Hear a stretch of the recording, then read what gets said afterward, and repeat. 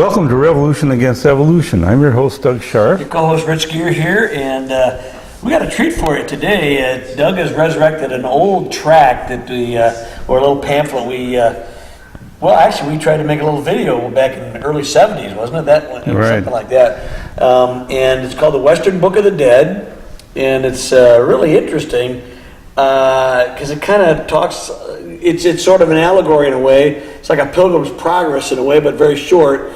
And we'll read it to you and make some comments and let you guys think about what you think about it. But a little bit of the history about this. This was published in about 1970 when I was in college, and I think you came to Michigan State a little bit later than me, even. But you were around right about that time when you went to the University of Wyoming and for 2 years, 69 to 71, and then I came back here to Michigan and eventually graduated from Michigan State. But during that period of time, I was not going to college for a while, but the Lord had other plans.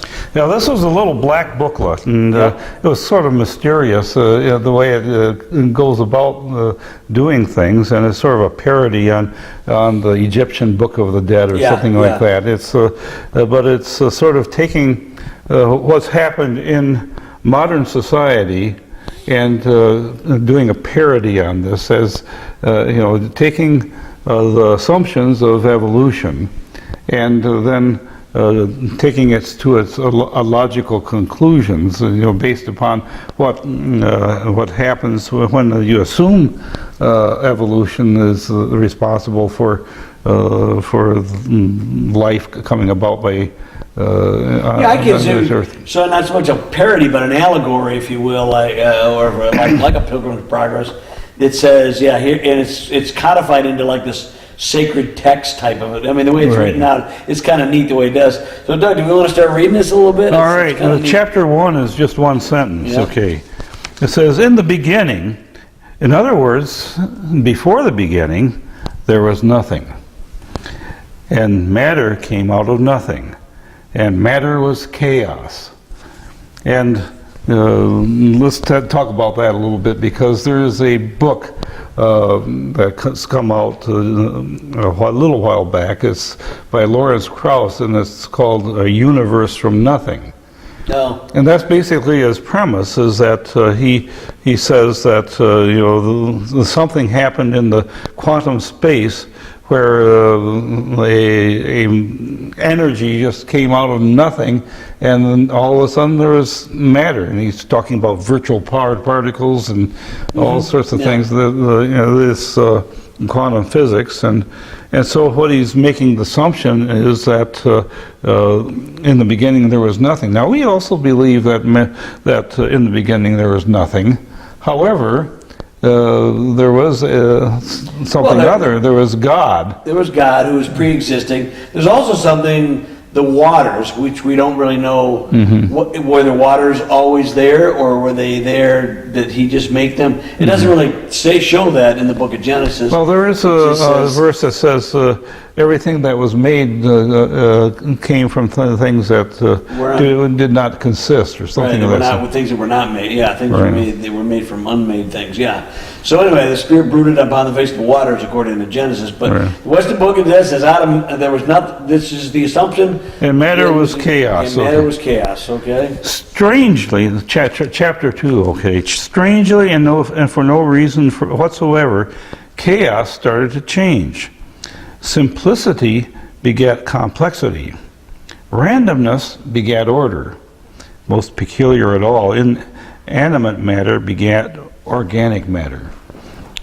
All right, I can talk about the experiments that I did in college, trying to create life from non-life, from off-the-shelf chemicals, and so we'll just set that aside for right now for the discussion. We've dealt with it many, many times. We'll deal with it many, many times again. So anyway, so go to chapter 3. Chapter 3. Many years passed, and quite by chance, organic matter developed in a strange direction. It became more and more complex, and then for no apparent reason at all, it became conscious of itself It's called the consciousness mind, and it gave itself a name, and that name was man. Okay, chapter 4, man equipped with mind found that mind played peculiar tricks on him. He found that instead of just accepting himself as part of matter, he had a longing for significance, a desire to live for a purpose. Instead of being pushed about by blind chance, he wanted to direct his own affairs. He also found that there was a state of being that was entirely satisfactory, and he called it love. Okay, chapter 5. Man kept on searching for purpose and meaning, and after a while strange rumors began to spread. Rumors that spoke of a creator God who was love, who had created man in his own image. Many men believed the rumors. It gave their lives meaning. It told them the universe was not purposeless after all. Inspired by hope, these believers started to write and paint and chip away at blocks of stone. Some of these craftsmen were extremely skillful. They seemed to be expressing the longings and aspirations of all men. To these exceptional pieces of craft, a name was given, and that name was art. And the men who wrote them, painted them, or chipped them out were called artists, and all of their art said, man is significant. Yep. Chapter 6. It was also rumored that the Son of Love became a man, showed men how to live, and then died. Legend has it that the Son of Love came back from the dead and disappeared in a cloud. In some parts of the Western world, the believers of this legend spread a very influential form of this message. Man is significant. Chapter 7. Okay. For many years, this state of affairs existed, but man became restless. Was it so? If man was a creation of love, why should was man a creation of love? Why should he simply believe a rumor? Has anyone used his reason? A very special activity of mind that's proved to be successful in understanding matter to find out if the rumor was true. Did the rumor correspond to what it really was? A thorough investigation began and lasted for many years. And in comes Mr. Lyell and Darwin and all these guys, the Enlightenment. And James Hutton and before them, and Erasmus Darwin. In chapter 8, after an era of investigation, man came to certain conclusions. The rumor was certainly false. Reason found no evidence to verify the God hypothesis. God, they said, was the result of wishful daydreams, a figment of imagination, which itself was the early aberration in primitive man, now happily under control of reason. And if the rumor of God was false, so surely was the complex rumor about his son. Man wasn't some mysterious higher being who was significant. He was on the contrary of no importance at all, simply a complex product of cause and effect. A meaningless piece of matter on a large but equally meaningless piece of matter called Earth. He had emerged from the primordial slime and was really neither more or less than that. Okay, we can talk about that a little bit later. Yeah. Chapter 9. Here's some of the results. At first, nothing much changed, but a few years passed and a few perceptive men began to notice a difference. Music didn't seem to sound the same, and paintings didn't look the same, and the books didn't read in the same way. Some people started to complain, but the artists, always very honest and transparent people, maybe like this guy here, simply said, "We are interpreting reality. If reality is meaningless, then we must imitate that meaninglessness. You must not give yourselves airs. You are nothing. You are a conscious bit of protoplasm condemned to death on this planet." At that, the critical group stopped carping and started to say how beautiful the new art was.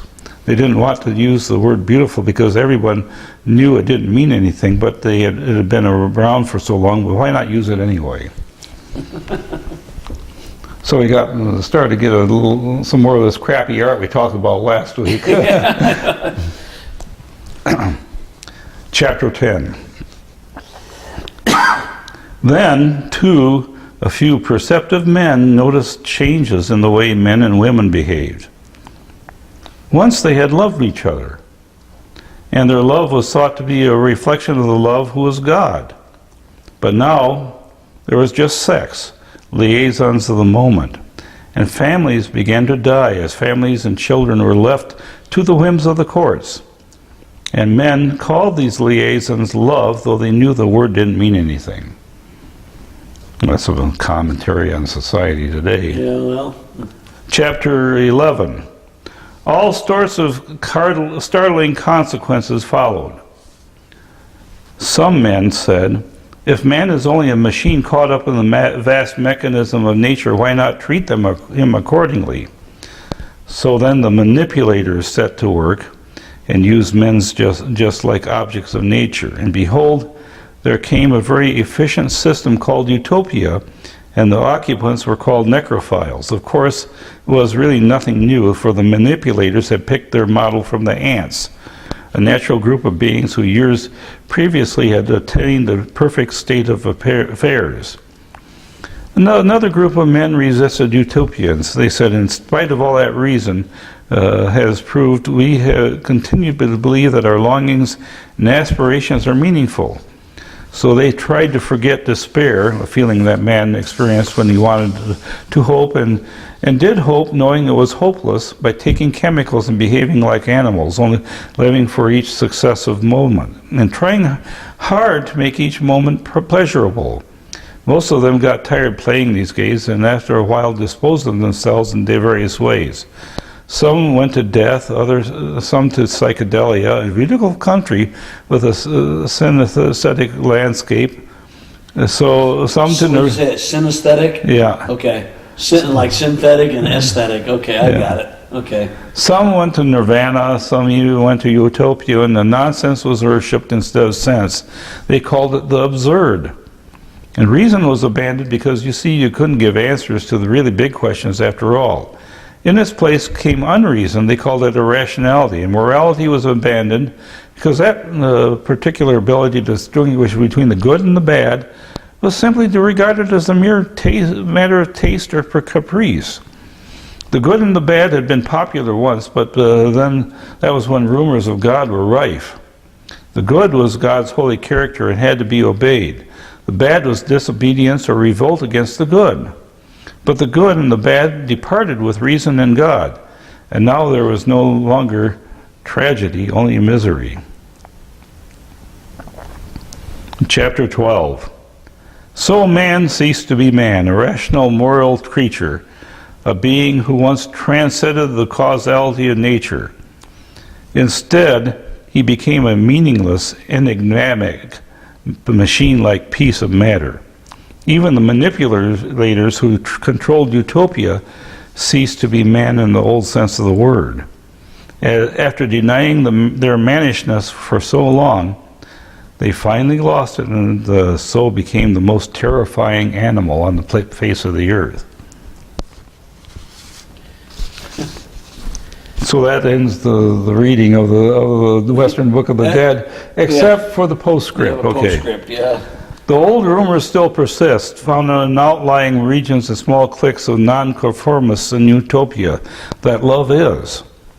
Some still say man is, but these are the same ones who say that no man has ever died, that even the ancients are alive, some well, some not, and living in another world. Such rumors are suppressed wherever they are found. Therefore, they're talking about heaven, the people who are believers in God. And so now this is a little bit of a vignette of postmodern culture. Interesting, Doug, how, in a way we'd say prescient, but really it's that whole idea of postmodernism came out after World War II. Right. When World War II came, we had been leading up to that, let's face it. From the 1700s and the middle 1800s, when you got when you had Darwin and you had Lyell, 30 years earlier than that, and James Hutton, and those, they'd already been playing. But for centuries, the arts, would include music, painting, sculpture, even the sciences were allowed to flourish based on the idea that there was a creator that entails that the universe was orderly, that it had purpose, that it had meaning. What's interesting is how people they began to reject that concept. A big part of it is because I think it's the nature of man, and from the very beginning he wanted to become God apart from God. Unfortunately, since we aren't God, the meaningless of it becomes very evident. We are not able to sustain immortality, number one, but even if we were, we couldn't maintain interest to keep it viable and strong. I told you one time maybe I've used this on the show before, but I asked the Lord, I said, Lord, how can we live forever and never get bored? And he basically said to me, it's because I am. And that's the proper name of God. But the big thing about about eternity for me was that it was a little insight he gave me. He says he has the ability to maintain two things that we crave as human beings.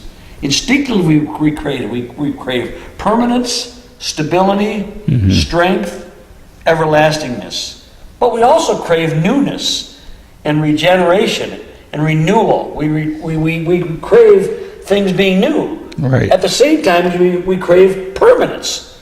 It's almost mutually contradictory, except if God be true. You have eternity. Yep. Eternity all through the past, eternity into the future. And so our minds cannot comprehend it, but nothing really makes sense unless we take that perspective and to look at it in that permanent sense. Right. And I'm, as I research my genealogy, I find all these different people who came, who has responsibility for my existence, and they went through mistakes, they went through trials, they went through problems, and many of them were strong believers, and some of them maybe weren't, and but they. I guess the thing too is, Doug, what we do with this show, this book was written as an allegory based on the philosophy that where we kind of are as a society throughout the world, especially the Western world now, which had all this knowledge.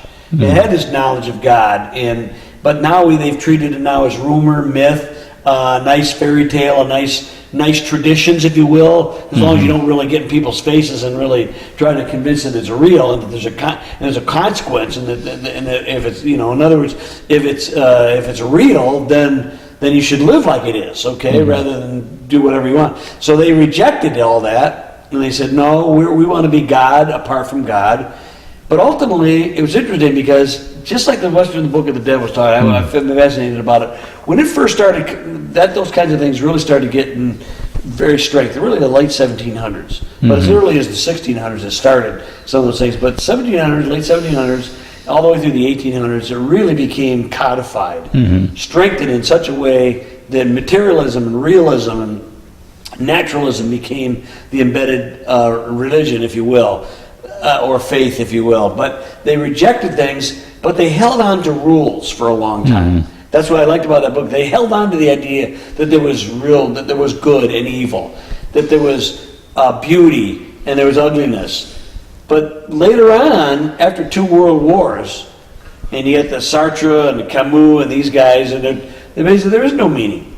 Right. Postmodernism basically tells you there's no purpose at all. It's taken Darwinian thinking to its ultimate conclusion, and unfortunately, which came first, the chicken or the egg? The war happened because they began to abandon the principles of beauty and goodness and truth? I think so. We know, for instance, we've talked about many times on Marx and Hitler, and these guys based a lot of their philosophies on Darwinian thinking. But it was the idea that man himself was rejecting the idea of someone that we are beholden to that really sets the rules and has the ability to set the rules. And so when you do that, you substitute that for some man who is now going to be the dictator and sets the rules. Right, and of course it always comes short. And usually the horrors that have come up with that kind of thinking. The thing about it is, Doug, is I find ourselves in this postmodern time, people are beginning they're trying to go back to some rules. But they still rejected the Creator. In other words, they first rejected, didn't realize the consequence of that rejection. Until, like the Western Book of the Dead, they suddenly we're just nothing. It's basically it's not sustainable. You know. It's not sustainable. No, an example I might have on that, Rich, is that your art and your museum. If you take what you do in the museum and substitute it with the postmodern art, like it won't work in the historical museum. No, well, that's true. It would not work, And it's because really what you're doing is you're taking something that's random, that's really goofy in its perspective, and you're going to try to teach what history is all about with that. You really can't. Well, but that's the point of it. That's what's amazing, Doug, how we have this longing for our ancestry to know things that purpose for that connectivity. Right. That we have that desire for those things, and yet when you smack yourself full in the face of what Darwinian evolution and those kinds of thinking processes really lead to, it is misery, it is despair. Purposelessness and meaninglessness are just untenable ways to live for humanity, which begs the question, Doug, that there must have been a creator. There's somebody that is able to do that. Right. And it's not us. We're not able to do it. And if you abandon the creator, it's sort of like you've shut that whole assumption as a possibility in your mind out of your mind, so that's and so then you begin to base your whole life on this assumption that life is meaningless and purposelessness. And by the way, that's where I think your idea that this is really kind of a parody actually does work really good, because it's not merely an allegory, it's making fun of it. The principle of this book, and you read it, you can say, this guy is definitely, this is a ridiculous premise. 1970s Babylon Bee the type of thing. You can read this book and you go, well, that's ridiculous. But in essence, that's what the world philosophy is trying to tell you right now. If you are pro-evolution and what's going on, the world is getting more and more and more hostile to Christianity, and every single day. Now, not all of it is atheistic hostility, but a lot of it is, and the atheism has basically fallen prey to other theistic things. They've rejected Christianity, so they fall for everything else. Okay, right, and that's why Europe is such a mess right now, and we're going the same way. And there is a postmodernism that's going on, where you're trying to actually revive some sort of spirituality in the life of the whole thing, and then it ends up being a Buddhism or some other Eastern Ageism is about that stuff, and Wicca, all these kinds of things, trying to substitute something, because inherently, Doug, I love the Declaration of Independence, and we hold these truths to be self-evident. Right. But in a world where you rejected a creator, Doug, it's becoming obviously that things are not self-evident. Why do you think they think a fetus is a piece of protoplasm? Right. Rather than what the scripture says, I formed you before, when you were in your mother's womb, I knew you before you were born. There's a purpose to us before we were ever knit together in a physical form. The Lord had a purpose for us.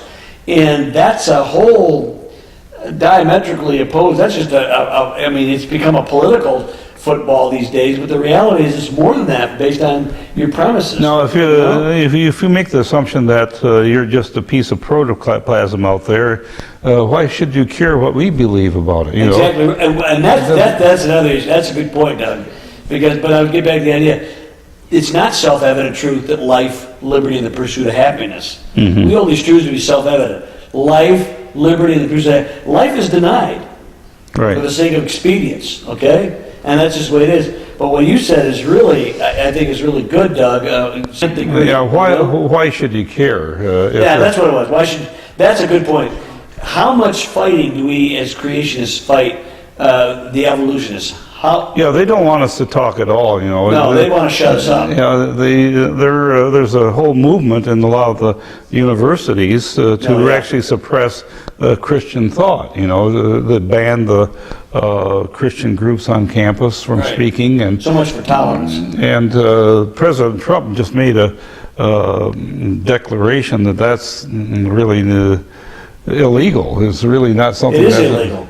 And so in terms of free speech, you should be able to speak your mind and say what you really I think that's believe. Ultimately, these people who are non-theists in such a religious fashion, if you will, want to undo the things that the predicates for our country, basically, if you will, because the idea that there is self-evident truths because we are endowed with our Creator, they want to get rid of that whole idea, and the Constitution become a moot point as well.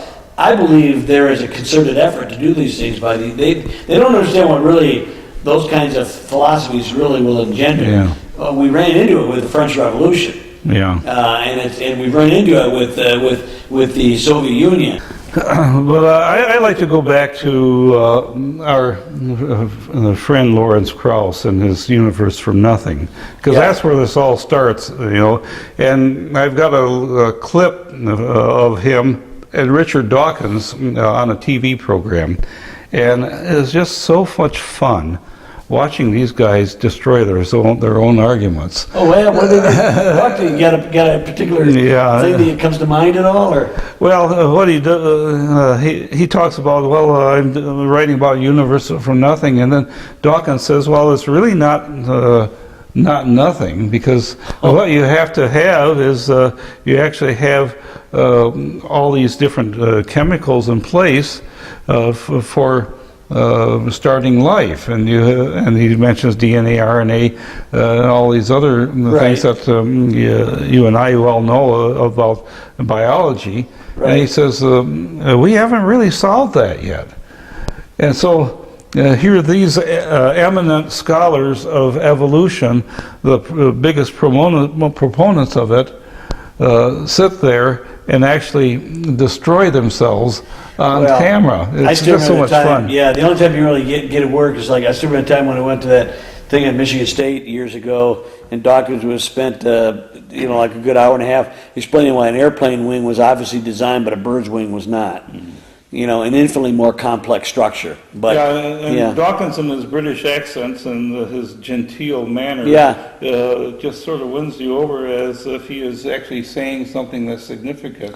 And he's not. He's actually, if you listen to what he's saying, he's destroying his own argument. You know? A lot of times they do that. Yep, they do. And it's like the argument, though there is no truth. Well, if that statement is true, it's false. Yeah, if there is no truth and that's true, then that's a false statement. Yeah.